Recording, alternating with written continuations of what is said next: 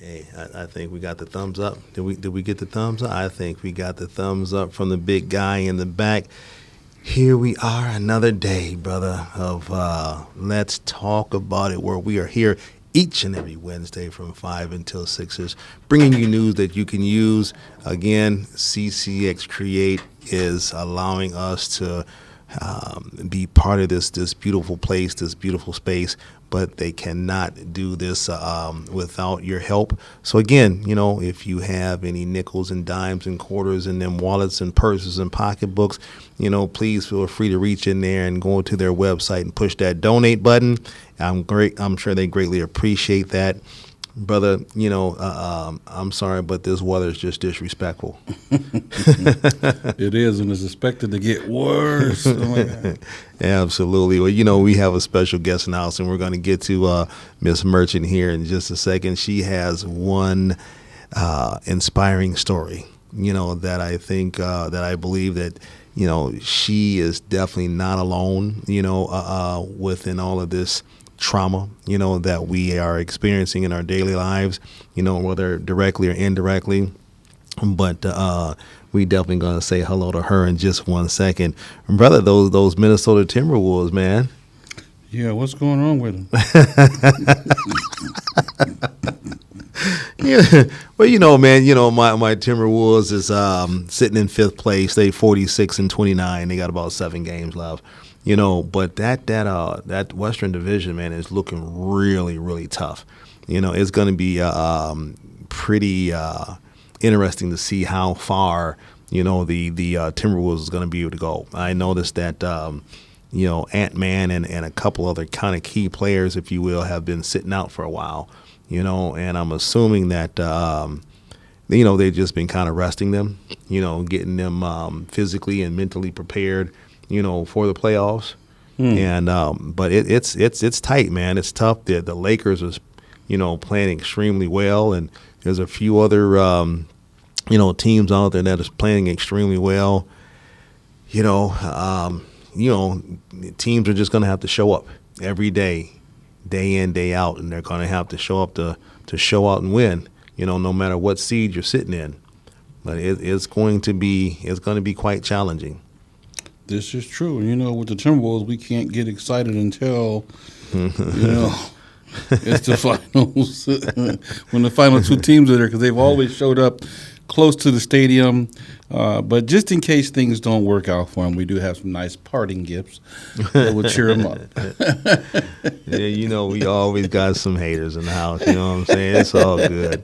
We know that on the inside he loves us. But, the Minnesota Vikings, they are slowly but surely still kind of picking up, new players. Of course, we talked about Mr. Murray and Mr. Wentz, that they've already signed, but they also picked up a punter, Johnny Heckler, and some other defensive players, Ryan Van DeMark and some other Andrew something or another. So it's going to be interesting. They're losing players, picking up players. We still don't have a GM yet. The unknown players is a that lets you know kind of where you yeah, what I mean. We don't even know this kid, and he's gonna be in the spot though, but he's gonna right. Well, again, as being a diehard fan, but a very realistic one. But I'm always looking forward to seeing what this season's going to bring. I think honestly, you said it best, in previous times that we have the talent, especially when we kind of comes to the receivers, but we have to make sure that running back, kind of keeps, that defensive line honest. I'm hoping that Mr. Murray can still kind of get outside that pocket, and get them wheels turning a little bit. So then, therefore, that he will be another person that they have to kind of be aware of, and just not making him a pocket quarterback, but being able to get that ball downfield. Yeah, he's been saddled with a lot of injuries. He got good talent, but he can't stay healthy. So hopefully, though, this year they're going to get him a nice gold uniform with a little bit of purple, so that they'll be a little bit better presentable.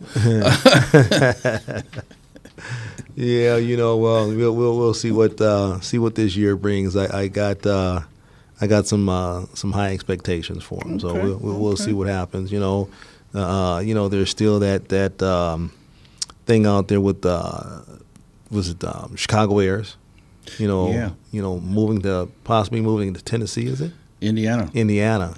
And they just introduced a new uniform, polar bear white, they said. It's a nice looking uniform. Really? Mhm. Okay, I haven't seen that. But but of course, then we have Steelers. I mean, we can't move on without talking about the Steelers.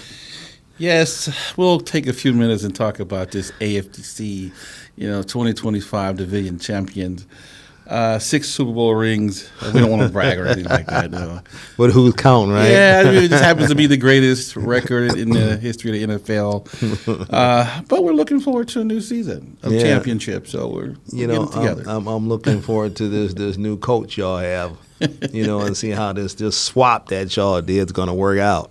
Yeah. But before we kind of get into it, man, and we get to introducing our guest today, I'm going to go ahead and turn on over to you, man, so you can hit him with that famous backpack and them groundkeeping rules. Yes. We just ask that everybody respect everyone's comments. Remember, there's no such thing as a bad question. And remember, you can text us, call us, or inbox us. We'll do our best to get back to you either on this show or the very next show. With that being said, we start milling in the show with the backpack. That backpack. That backpack consists of making sure you have your driver's license and insurance with you before you get in that vehicle.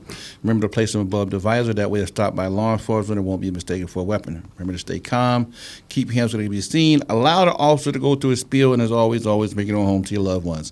Same thing when walking down the street. Make sure you got your driver's license or ID where it's easily accessible. Remember to stay calm, keep your hands where they can be seen, allow the officer to go through his spiel, and as always make it on home to your loved ones. Yeah, absolutely. Well, brother, we are lucky to have such a iconic woman in the building today. I've been knowing her for what's been about 35 years or so now, something like that, 35 years. It's been a while. It's been a while. Well, first of all, we're going to have you kind of pull that mic closer to your mouth, or you're going to have to, sit a little bit closer. All that quietness is not going to get it today. But yeah, it's been a while, since I've known this young lady, and being able to, watch her grow, in the shadows, have been, pretty remarkable. And so I'm so used to, calling her something else, so I'm just going to go ahead and Wait, we can't say something else now. What are you used to calling her? I got to know. I'm so used to calling her, baby girl, Lynn. Okay, all right. Can't have the audience thinking, what is he calling her? Okay, all right. But it's Miss Monarch. Am I pronouncing that right? Yes. Say it. Miss Merchant? See, I was pronouncing it incorrectly. Oh, okay, because I thought it had changed in the last few seconds. Right, that's why I'm like, Miss Me.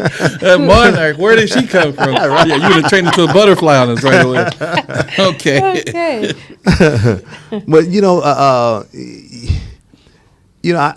I feel like I need to just dive right into it. But before I dive into it, I just have to kind of give the people just a little bit of backstory, if you will, and correct me, if I'm wrong here. There's something that you need to add, because this is just a long list of different things. So you have an associate's in arts, an associate's in science and human services, a BS degree in human services, and that you finished a certificate in substance use disorder, and that you are now starting a master's degree for occurring disorder and recovery counseling.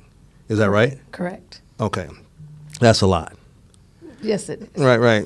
So me kind of knowing you for as long as I have, and when I first met you, you was just a very, young lady that seemed like you was just really trying to locate your way in life. And kind of fast forward to now, so to speak, you really seem to have, made your footprint in the sand. So if you would kind of be so kind and share with our listening and viewing audience kind of what took place, because I know that there was a lot of trials and tribulations and things of that nature that you had to endure and overcome, over the course of time. So if you don't mind kind of sharing some of your backstory, if you will, and kind of how you got to where you are now. Okay, so part of my story, at the age of 13, I was awarded to the state. I lived in St. Joe's Home for Children for about 3 years. Okay. And so in that process, I also joined a choir that was Excelsior. And so in that process of all the trauma that I went through that led me up to being in foster care, Excelsior became my safety net. Okay. And so I was emancipated as an adult at 16. And shortly after graduating, I graduated at 16. So I went to North Central Bible College, moved on campus, pretty much cut off a lot of people in my close net part of my family because it was a need and necessity to do. And so from there, I went to college, and then I ended up leaving my 4-year college to go to a 2-year college to help someone else that didn't want to go to school by themselves. And then in the process of that, I began to have a lot of obstacles coming. I had a daughter that had brain cancer. I was always mistreated by my mother and siblings, so I never had that relationship. So I had to build my own relationships with people, and safety was my number one thing. And so through that, with my daughter's brain cancer, it was a setback for me in school-wise. And so I moved on from there. So I want to say about 2022, I decided that no matter who dies, who gets whatever, no matter what people do or say about me, I'm going to accomplish what it is that I want to accomplish. So by 2023 is when I graduated with both of my associate's degrees. Okay. And so, yeah. Bravo. Excuse me. Now you talk about the your daughter, having brain issues, and but is that your only child? No, it's not. I have 7 children total. Now that's Okay. that's quite a family. Yes. So I'm sure that was also an impact, on the overall outcome as far as you trying to accomplish your goals. Yes. Okay, so how did that look, and what did you do? What tools, what resources, what services did you kind of utilize to kind of help you with such a large family? Because I was determined that my children would not be part of the state, and I was determined that I was going to get an education just to pave the way so that when my children was old enough that they would follow suit. So in the process of that, I went through a divorce. I was homeless, and I still stayed in school. I still pushed. I still did what I needed to do. Took care of my kids by myself, and so that's kind of how I worked it out. Okay, no. As you're kind of going through school and these divorces and things of that nature, as you talk about, you were trying to help others, how you left a 4-year college to go to a 2-year college to kind of help somebody out. Was there anyone that was there to kind of help you or kind of push you, or was this just some type of just internal fire that you had? I think it was both. I think by me joining Excelsior, I had people who mentored me, who pushed and was there for me, and guided me through the process of the different things that I had. So that was my support system that I turned to. And then it was still like a burning thing inside of me, like I can't give up, I can't let go, I can't stop, And a lot of it, some of it too, was that I had to prove to myself that I could do these things no matter what it was, that I can accomplish my goals, and not to disappoint myself, because I wasn't worried about anybody else but myself and my children. Absolutely. And so I've heard you mention Excelsior a couple times. What is Excelsior? Excelsior used to be a gospel choir. Okay. And so there is roughly probably 38 of us in there. And so we had a great support system. Okay. Now, talking about the, church and things of that nature, I do know that you are definitely, a woman of faith. So kind of when did that become a strong part of your life? Because I was raised in church and I grew up in church. But when I turned to God, I was probably like 11 years old when I was seeking a relationship with God and with the church. And while I was in 16 in Bible college, you had to go to a certain church in order to get your degree. And so I began to search for churches, and I came across a couple churches, but then I was at a church for about 15 years, and that is what was my biggest support as well, in helping me navigate through all of the systems and all of the stigmas and all of the things that I had went through and still was going through. Absolutely. Well, when we kind of talk about trauma, right, it's kind of a broad term, right? If you don't know, like Biggie said, now you know, because I'm about to tell you. Brother Joe over here, he is a co-founder of Twin Cities Recovery Project that deals with people of addiction and in various forms of recovery, things of that nature. Because of him, I was able to attend a week-long training about trauma and recovery and, things of that nature. And just a really quick story is that, I was sitting in a room, with individuals, there are like 12 of us or so. And these guys were all from different walks of life, but they were going through various different stages of recovery. I had never, been in any form of recovery, at least that I was aware of or maybe willing to acknowledge, even though that, I know that I had also had some form of trauma, along the way, right? But anyway, we had to kind of write down and share a story. And, me being, former law enforcement and in this classroom, I'm like, man, how are these people going to receive me? So I wasn't so quick, to kind of share, my story. But what I took away, from that class was so much. But one of the main things that I took away from that class, looking on like both sides of the fence now, being that officer and kind of coming in contact with these individuals, and now being in a classroom, with those various forms of recovery, on just how supportive they were of each other and how welcoming, they were with one another. And I thought that was pretty powerful that, that I had made, some friends, out of this, week's training. It was just phenomenal, to me. And I'm take that with me, daily. But I say that to say that with, Brother Banks over here, who is the co-founder, and may our friend rest in peace, who's no longer with us. He passed away, from a car accident. That was part of the initiative of putting this together. It was, what is it, the recovery?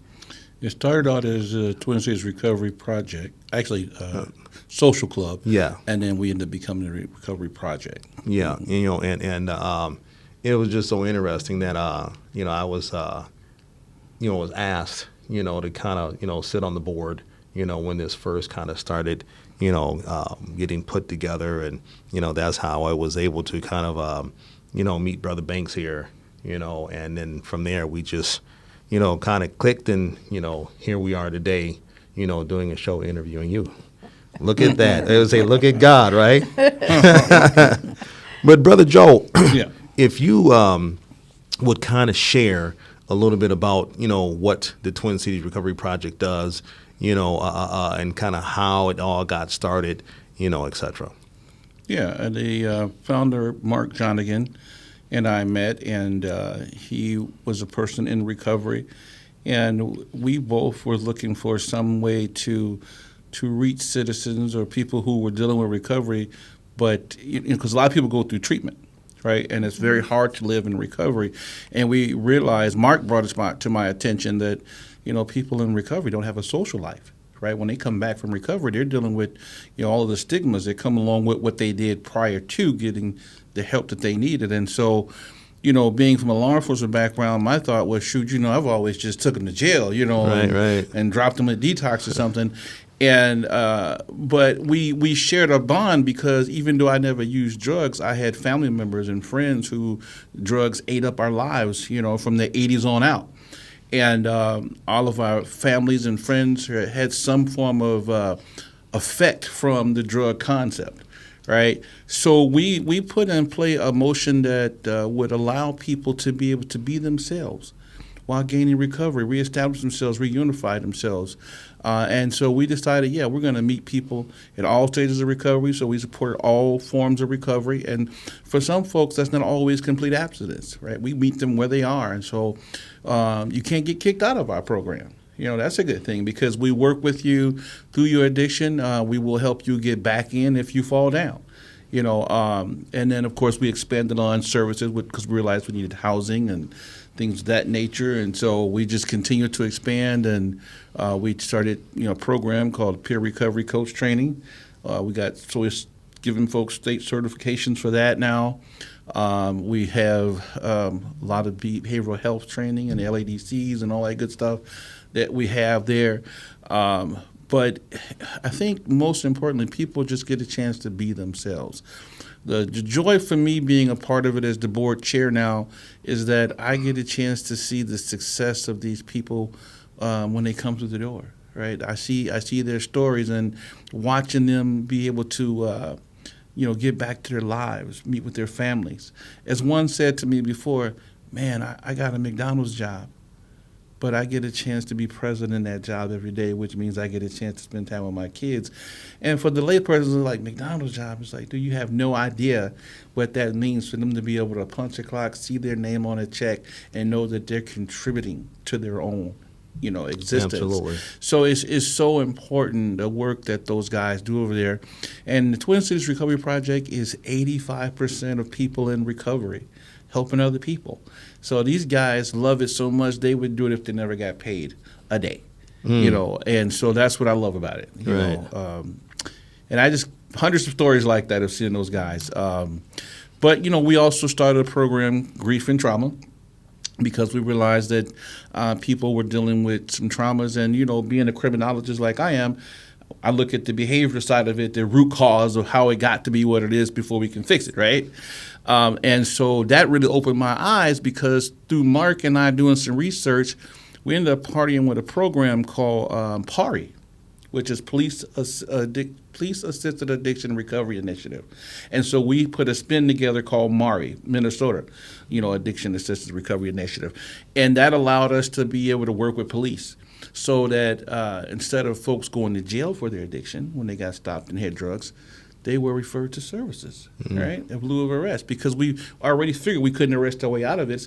And 90% of the people in jail either have mental health issues or some form of addiction. And so we as cops realized that we have that discretionary authority. We don't have to put them in jail. We can give them the help they need. Yeah, absolutely. So, Merchant. Am I saying that right? Yes, sir. Yes, sir. Just stick with He's Lynn. focused. Right. I'm telling you, the name throwing me off, right? Wow. But with all of the things that you have accomplished as far as your education piece, what is it that you're doing now? To kind of help those with various different addictions or trauma, because like you said, it could be drugs, it could be alcohol, it can be, housing. I mean, there can be a lot of different things that kind of fall, under that umbrella. So what is it that you're kind of into, right? And what are you focusing on? So right now, I give I go into different entities that have either housing or people who are dealing with addiction. I give them a lot of resources. I worked for the county for a brief moment in dealing with housing stabilization within the school systems. So everything that I get, that I learn, or that whatever type of job that I'm working in the moment, I'm educating. So that's kind of what I'm about right now, educating the churches, the community, different people that come that cross my path that are either having some addiction issues or just whatever housing. Because I know how to go out and get it, I know a lot about it. I just help. And so because I also own my own decorating business, and so I get a lot of clients that have issues, and and they talk, and just helping guiding people through it, because you don't have to be alone in this thing. Right. Absolutely. And for me, because I've never drank, I never smoked or done anything, but because I have such a huge family history of it, I lived it. So I know how to handle and deal with it and talk about it. And now, of course, I've got an education in it. So just that's kind of just what I'm about. Okay. So we've had some conversations, offset, pertaining to this and things of that nature. What is it, well, first of all, I think we both acknowledged, that there's a lot of people, a lot of individuals out here that are suffering or are dealing with or trying to cope with, a lot of, trauma and addiction, things of that nature. And I'm sure that there is a lot of young ladies, that are in the same or similar situations, that you are in.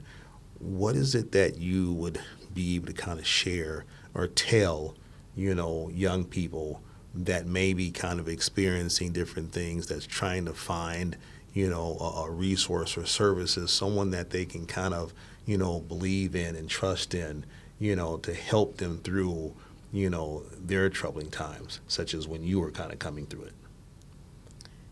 I think you have to build healthy relationships. You have to find someone that you can confide in, that you trust and know that they're there for you, and not to be there to completely sabotage what it is that you need. From my experience of coming from a broken home, and oftentimes told what I couldn't do, what I wasn't going to be able to do, and just coming from a family of where my mother was an alcoholic. All of my siblings were on drugs. So coming from that and finding myself in trying to be separate and separate. So sometimes you have to separate from what you're going through, from the people that are in your life that mean you no good, or that are not striving to do anything but tear you down and keep you going through the trauma.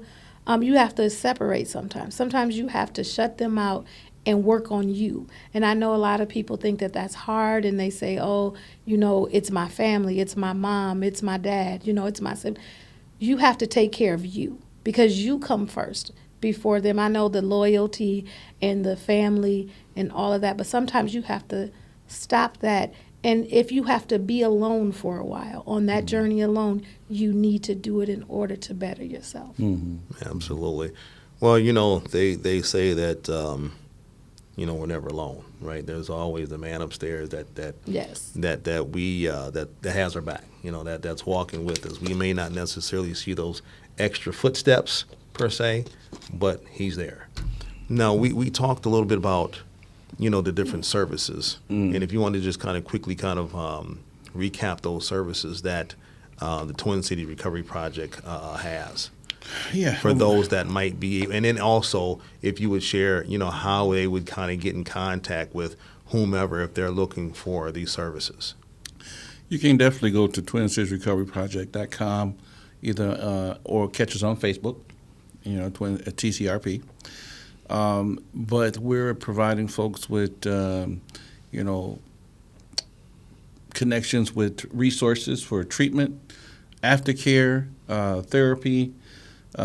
We do help folks locate employment, reunification with families, friends, housing. Right, we did partner up a while back with tiny houses to build some houses for homeless. You name it, we're out there. We do community outreach, helping folks with food. Just. Do you do any type of employment, resume building or anything like that there? We do that as well. And we also, like I said, we do certify folks to become peer recovery coaches as peer recovery specialists. And you can take the certificate and work with us, or you can work elsewhere. There's no you better do, so you're open to use it as you feel the need to do so. And then, of course, on Thursdays and Saturdays, we have little nights where you can come out and go dance and shoot pool, play cards, things like that. It's all a sober environment. Usually Fridays are set aside for like speaker jams. We do take folks on trips occasionally. And so it's just an expansion. Right. So, Ms. Lynn, is there any, programs or services that you've kind of been involved with, that you would kind of encourage folks to perhaps reach out to? There was a program that I did my internship with, and it was Springwell, and I think that Springwell? Yes. Okay. And I think some of those programs that they offer were really good programs. There's another program called Pressing Toward the Mark. It is a program for women who have some type of mental illness or addiction, and they house you if you need housing. And what's the name of that program again? It's Pressing Toward the Mark. Pressing Towards the Mark. Yes. Okay. And so there's just agencies like that out there that really help with people who have different needs. So this is going to be kind of a question for both of you, but I'm gonna let you answer first. Now, I think we will all agree, that there's one too many, if you will, that are dealing with various different trauma, addiction, various different stages of recovery and things of that nature. You hear it all the time about, that they have to kind of go and see the doctor, 6, 7, 8 times before their medication is right. The list is long before they're able to kind of get in to see the doctor. And when you're kind of dealing with mental health, they may not even want to go see the doctor. Things of that nature. Is there enough services? Is there enough resources out there to truly kind of help? These seem like this long list, if you will, of individuals. I don't think that there's enough agencies out there that know how to deal with dual disorders. And so if you're an dual disorder, what's a dual disorder? A dual disorder means you're dealing with the addiction, whatever type of addiction it is. So it's more than just one area. And if we do not treat the whole body, we're a disadvantage to the client, because you can't just only deal with their addiction and not deal with their mental illness. So there's so many agencies out there that are not functioning in that area. Okay. And that's what we need more of, is agencies who are aware and who know how to deal with the dual disorders. All right. Brother Joe, I know that you kind of work with a lot of different, entities and organizations and, things of that nature. Not only do you feel or believe if there's enough organizations that's dealing with, the complete body, if you will, do you think that there's enough programs that are kind of working together, or are they kind of, working separately, and this is why we kind of continue to kind of trip over one another? Well, I think there are quite a few programs out there that are working separately and kind of in the dark, right? Recently, in the last few years, DHS finally convinced themselves, along with Medicaid, that this is a medical diagnosis. Before, it was kind of like there was no slot to put the behavioral health situation into. Up until the last couple of years, and they finally went, oh my God, this is something that we need to be treating as a medical issue. So the funding wasn't there, right? Now the obstacle is that because the funding is now finally there, a lot of people hear about it and they feel like the funding is being mismanaged because they don't understand the concept of treating folks in addiction. I give you a prime example, like there's been this big hoorah about improper billing when it comes to the peer coaches and things of that nature. And because initially when it started, there was no set way to do peer recovery coaching, right? And so if a guy shows up and he says, hey, man, I want to use, and you're sitting in his living room watching TV, as hard as it is for people to believe that that's therapeutic to him, it's keeping him from using. And it is therapeutic, and you should be able to bill that. But of course, they've changed all that, right? But this is the problem that we have, is that a lot of people that are deciding how these programs should work have never been there. They've never experienced it. They're somewhere in a nice environment, and so they're making decisions based on hypocrisies, right, that they've never really seen. And so that's what the problem is. And then, of course, the ask is not ever proper from the organization, so they're not asking for the proper amount of money. So you have organizations that are willing to bash each other over small dollar amounts of money. And, of course, with the fraud that just hit Minnesota, the problem is that the actors that cause the problem are really causing those folks who actually need the services not to be able to receive them. And so that makes the job that much more difficult. So, I've been at this for a while. And I think what the problem of it is that even though we say it's an epidemic, we've never actually landed the ship at ground zero. and in order to do so, you can't go get answers from third-party organizations. You have to come to the source, ask the people who are actually doing the work what needs to be done and how they can make it better. And that's when we start having results. And so when we do that, then it'll get better. But for right now, there's quite a few organizations that are trying to navigate their way through it, past the gatekeepers. And one of the big things I found out, and Mark found out as well, is that in nonprofits, there's a lot of cutthroatness, right? And you don't even know it exists because in your mind you're thinking, I just want to help people. I'm getting out here. And there's so many different ways for people to kind of cutthroat you in terms of grant writing and misleading you and things of that nature. And, of course, the grants are written in such a language that if you don't know anything about grants, you can't get to the dollars. And so there's some battles. And so I think in fact, the co-occurring, they just recently finally started going, oh, yeah, that's happening.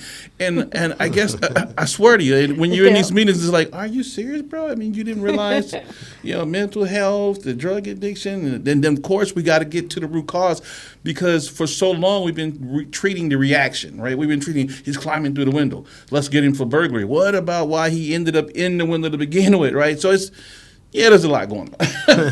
I can go on forever. Right. Well, we talk about, various different trauma, right? Mm-hmm. And so, we see, you don't have to look far to see the trauma every day, with, the trash along the side of the roads, our homeless community, kind of taking up sidewalks and, things of that nature.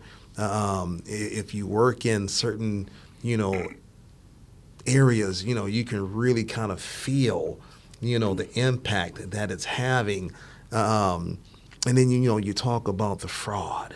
You talk about, being the police and how you're kind of looking at it from one way as far as just kind of arresting them or dropping them off at, some shelter or whatever the case may be. And then you're just kind of on, to the next, situation or the next call or whatever the case may be. Yeah, I mean, let me tell you this real quick, Beeks. So this is something I learned, and And for me, it was traumatizing because it made me really frustrated.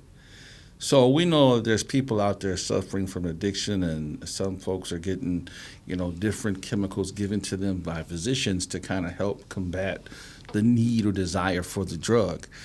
And what really frustrated me was when we weaned people off one drug, there they were giving them another one, literally just giving it to them, right? With no management, no documentation, just show up here and we'll give you a week's worth. And I said, are you kidding? Right? How are you going to do this?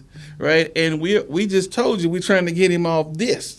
Right? You're going to trade it for something else. And so it's a never ending battle, bro. And what you do find out that there's more people benefiting from it being broken. They don't actually want the cure, right? There's more money in teaching you to live with it. And you're fighting some real forces both at the Capitol and in the community in terms of trying to fix it. Absolutely. Well, it's kind of like being traded from the Steelers over to the Vikings. Is that what? Yeah, it's traumatizing. Oh my God, we're never gonna win. I knew he was going to say something. No, that's my guy, though. Well, I know that we're kind of coming down to the end of another fabulous show. First of all, you are more than welcome, back here anytime you get ready, to continue to share, your story, to kind of educate and empower, and enhance those that, you may not necessarily be able to reach. That's what this platform is all about, is to educate and empower and enhance others, communities, et cetera, et cetera.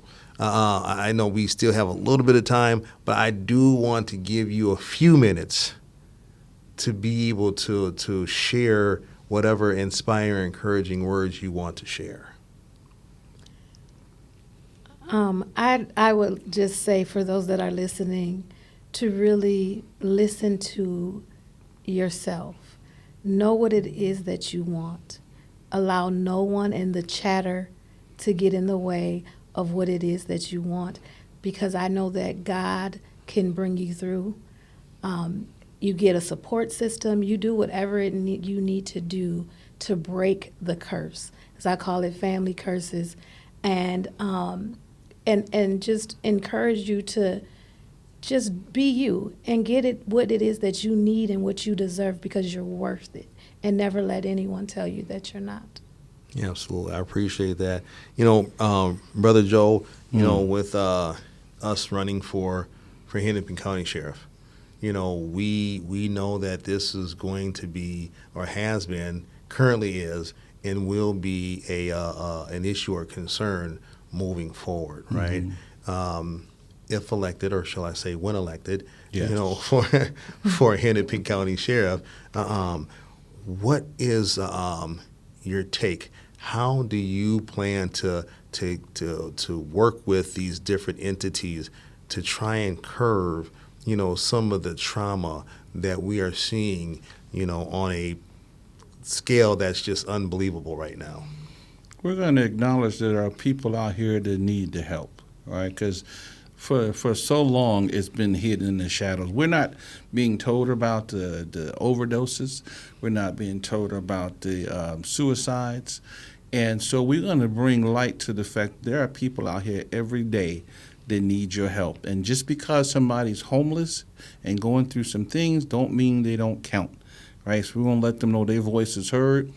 Our officers are going to reach out to these people so that they understand we're not just out there to make arrests, but we're out here to treat them with respect and dignity and get them the help that they need. So, and we're going to work with the community to do so. They're walking around blindly like it don't exist now. So we're going to change mindsets. I think that's the biggest part, is that so many people have given up and said, well, it's like that and it's never going to change. We have to change it, one person at a time, one story at a time, one day at a time, 1 month at a time. We have to be the change of tomorrow. Right. So really quick, we kind of talk about, working together, right? Mm-hmm. We see and we have acknowledged that whether it's Hennepin County, the city of Minneapolis, or just other, suburban cities, throughout the county that are, short officers, whether you have a smaller city that's short one or two, all the way to, Hennepin County that seems to be short quite a few, in addition to Minneapolis, to say the least. How? Because I think it's, we're in a controlled environment, right? And it's a lot easier to say, yeah, we're going to work together. We're going to do this. And, we want to change the attitudes, and the mindsets of the police and so on and so forth.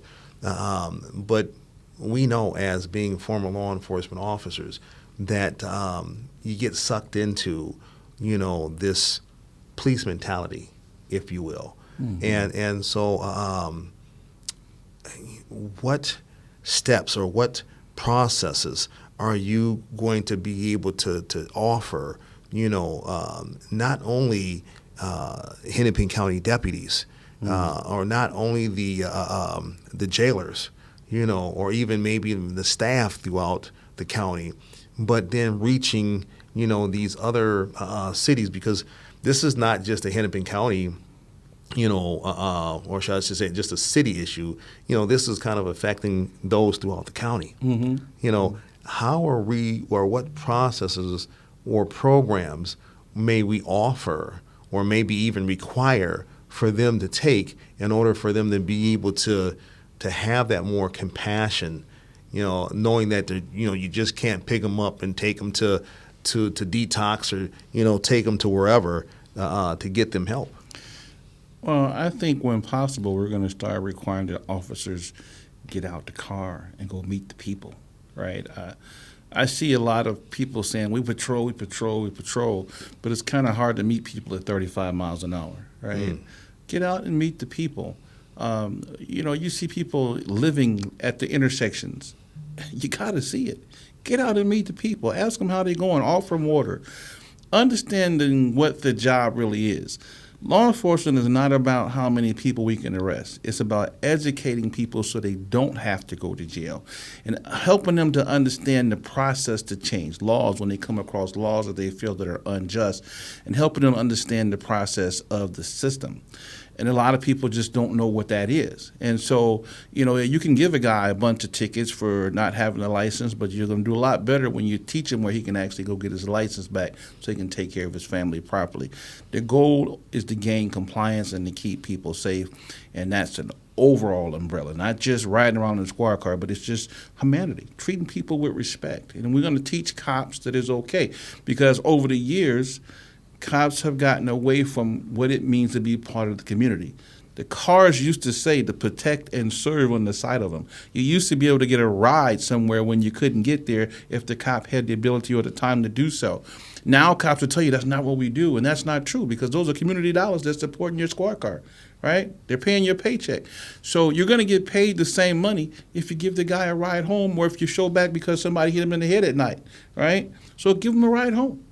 Give them that ride home. Take care of our community, take care of the people, and treat people with respect. Like I always say, is this an arrestable moment or a teachable moment? And that's what we have to be on. Absolutely. Yes. Well, I'm hoping that as we will be teaching, these law enforcement officials, that we are also going to be working with these, community members, these community entities to share this type of concept with them, and that we're going to be receptive, if you will, that they're going to be willing to embrace, this change. I think they will be. There's enough statistical data that shows. I mean, at first when cops were being told, man, don't take them to jail for the drugs. First off, let's say this. Cops do have discretional authority, and it's a misnomer that, oh, man, I caught you with the drugs, I got to take you in. I don't have to take you anywhere. A lot of them say, oh, the camera's going. So what? Okay? It's your decision as to whether or not you want to stick them into the system or not. Unless they have a warrant or there's a body on the ground, you got some options, unless it's a court order, right? So you have to care enough about the people to make a difference. Right? And when you come to work, that should be your goal in mind. How can I make a difference? And if I'm going to deal with somebody, did I leave things better than when I came? And if you haven't made that fix, and you have to understand that, you caused more trauma to that family, you did more harm than good. So, I mean, that's what the mentality has always got to be about, working with the community. They live there every day. Those are their family members. Help them. to fix the situation. We're never going to have enough cops, okay? But we're always going to have enough people, right? And if we work with the people, they're going to help you police the people. Yeah, absolutely. Well, again, Big Manny kind of came in. He's giving us that look like, you got about 5 minutes, player. I just want to say before we kind of get on up out of here and have to kind of go out here and endure some of this more cold. Man, the weather is disrespectful. It's just disrespectful out there. But anyway, Operation We Care, we're definitely taking donations because we're putting together care packages for, deodorant, toothpaste, toothbrushes, things of that nature, maybe even some female products, maybe a, granola bar, just something to kind of help, get these individuals, through the day or, till hopefully they can kind of get some lunch or some dinner, whatever it is. That's we're putting together these care packages. So if you want to donate some travel size items, please feel free to reach out to me. As you guys always know, 612-702-9849. Again, 612-702-9849. You can also find me on Facebook. My email is abeekssr@gmail.com, abeeksenior@gmail.com. Again, Sister Lynn, you are more than welcome to return anytime you get ready. Any parting words? I just want to say thank you for having me. Oh, you are more than welcome. And next time I'm going to make sure I got your name right. Brother Joe, it's time for us to go before they turn out the lights on us. But again, we are here each and every Wednesday at CCX Create, 6900 Winnetka Avenue North in the city of Brooklyn Park. Again, they cannot do this alone. Check those pocketbooks, those wallets, any kind of dollars that you may have to donate. I guarantee you they will accept it and they won't send it back. But they're also looking for, new, and dynamic shows. So if you have one kind of like ours, right? Please feel free to kind of come on down and talk to the staff down here, and they will definitely kind of get you taken care of. But we greatly appreciate CCX Create for the things that they do. With that being said, Brother Joe, I'm going to go ahead and turn on over to you so you can go ahead and then close it out. Yes. Shout out to Beeks Youth Centers because it's that time again and kids are already out on spring break and that summer break is coming up, so make sure you hit that website and start signing your kids up for the summer day camp. Get involved. We're working with some organizations to get some scholarships this year. He wants me to stop hitting on his table. That's my tradition. But, make sure you guys go get signed up at banksyouthcenters.weebly.com. Get on there and find out some of the resources that we have and the things that we're doing in the community. Also, quick shout out to Black Butterfly, which is Amber's program over in the city of Crystal. That program is for young women of color ages 18 to 25 who've had a small run-in with the law. You can go there, get some assistance with housing and some resources to reunify you into the community, even if you're on probation. Right. All right? With that being said, if you see something in the community, say something. Shout out to all the guys and organizations that are out there doing that community outreach. Keep on doing what you're doing. We see you, and we know what you're doing. With that being said, we start, middle, and end this show with the backpack. That famous backpack. Do you know about the backpack? I know about the backpack. Oh, that famous backpack. If you don't know, what he said, now you know. Yes, sir. With that being said, that backpack consists of making sure your driver's license and insurance are over the visor. That way it's not mistaken for a weapon when dealing with law enforcement. Remember to stay calm, keep your hands where they be seen, allow the officer to go through his spiel, and as always, make it home to your loved one. Same thing walking down the street, make sure you got your driver's license or ID where it's easily accessible. Remember to stay calm, keep your hands where they can be seen, allow the officer to go through his spiel, and as always, making it home to your loved ones. Yeah, absolutely. My name's Joe Banks. And this is Miss Lynn to my left, and I'm Anthijuan Beeks. And we just talked about it. Peace.